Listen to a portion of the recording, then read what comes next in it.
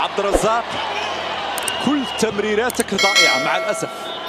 ازيكم يا شباب، اخباركم ايه؟ يا ريت تعملوا لايك واشتراك في القناه قبل ما تشوفوا الفيديو لو سمحتوا.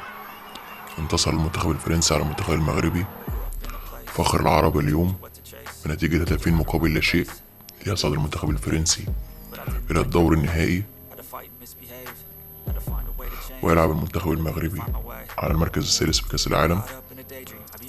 ولكن الغريب في المباراه هو ما قام به اللاعب عبد الرزاق حمد الله من اضاعه الفرص الغريبه والسهله اثناء المباراه، وهذا ما ادى الى غضب المعلق المغربي جواد بدة. شاهدوا. برافو برافو يحيى، بل هناك عبد الرزاق حمد الله. عبد الرزاق كل تمريراتك ضائعة مع الأسف. عبد الرزاق كل تمريراتك ضائعة. رائع هنا، سير عبد الرزاق ماذا تفعل يا عبد الرزاق؟ اوه يا عبد الرزاق يا حمد الله بوخليل.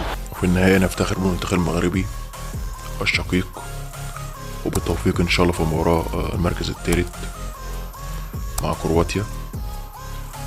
ولا تنسونا بلايك واشتراك في القناة. مع السلامة.